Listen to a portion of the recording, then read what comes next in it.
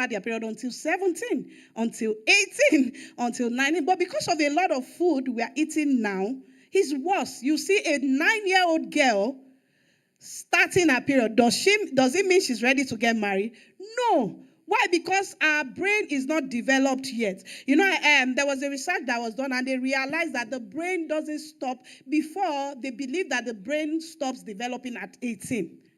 That when you are 18, that is why they call 18 the age of coming forth. They feel that when you are 18, you can be on your own, you can take decisions on your own because your brain has grown to that level. But they did another set of research to confirm that it doesn't even happen. Sometimes till 25. Some people's brain are still developing. They have not known what they want. And I tell people that when you are in a hurry to do something, you can miss it along the way. Young people, they are filled with a lot of, I know many of us, if you are not that young, you know people that are young. There's a lot of excitement. They want to experience a relationship. They want to experience, I'm talking to somebody, I'm having a relationship with somebody, I'm moving with somebody. That is their thoughts.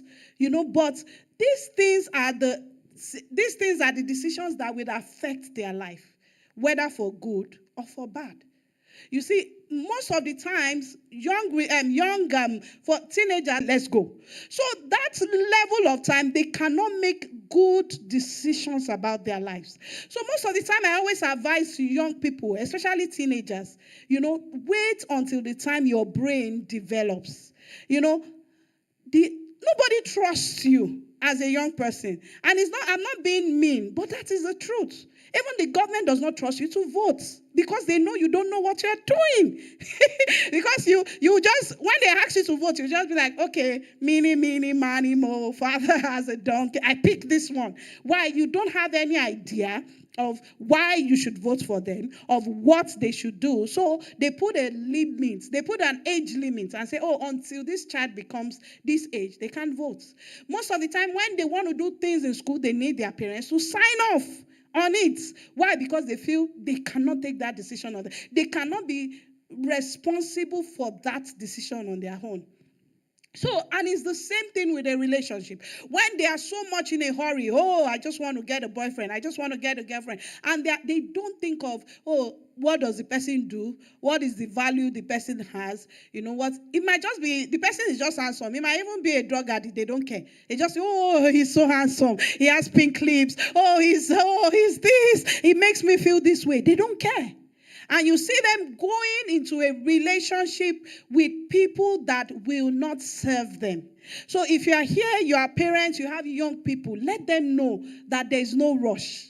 They will still have the time to do what they want to do. They will still have the time to pick who they want to marry.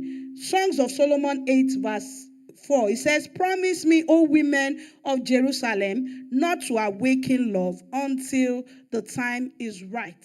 So because, like I said, those young people, because their brain is not formed, they don't really know what they want. Some of them, you talk to them today, what do you want to be when you grow up? They'll say, I want to be a doctor. Then you talk to them the next day, they're like, I want to be a banker, because they just saw an advert of somebody that was a banker or something like that. So those people, they are not in the right frame of mind to make the right decisions about lasting relationships, especially when it comes to relationship. So we go to myth number 4. Myth number 4 says that God doesn't care about my marriage. I have a lot of people that they say that it's not God's business. It's your business. I even said the woman you gave me, and so many different ideas. But I told them, I said, do you know that God knows the number of hairs on your head? And the person said yes. I said, if God can know the number of hairs on your head, why will you not be concerned about a relationship that you will spend more than 3/4 of your life in, or half of your life, depending on when you get married? It would be concerned. And that is why we have to get that mind that as early as possible, involve God in your decisions. What does it mean? At every time, keep praying that if I'm about to make a mistake, if I'm about to go into the wrong relationship, God show up for me and don't let it happen for me. Don't let it happen to me. I remember I had senior minister that used to pray that prayer. And he would say, oh, pray that prayer that even if it's 5 minutes, for you to make a mistake, God should cancel it. I'm like, God, don't wait until 5 minutes before my wedding. I don't want to be a runaway bride. I don't want that.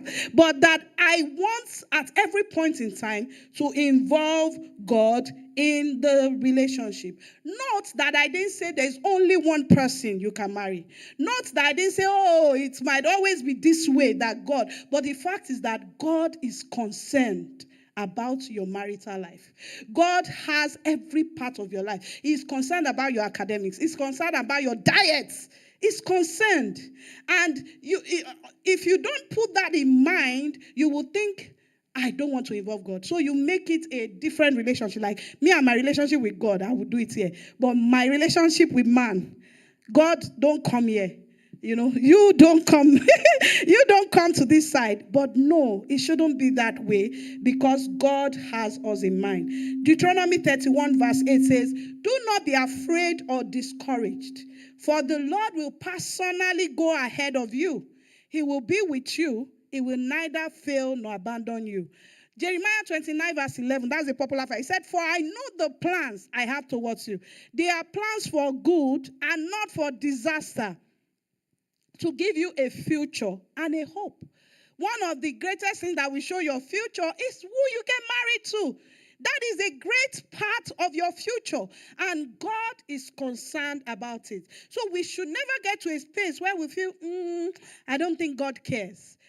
I don't think God cares. I don't think things will work out if you involve him. One of the things I learned to do early in life is to involve God in my relationship decisions. And it's funny, even when I take some steps, I know when God is saying no. Of course, I will deny. I will be like, I didn't hear God. And I'll be like, God, show me again. I watched somebody on the screen. She had 2 names. And one of them, she was like, God, is it this one?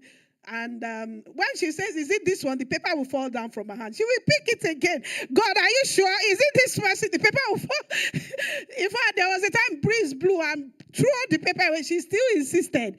God showed her all the signs, but she still insisted that this is the person I want. So most of the time it happens like that.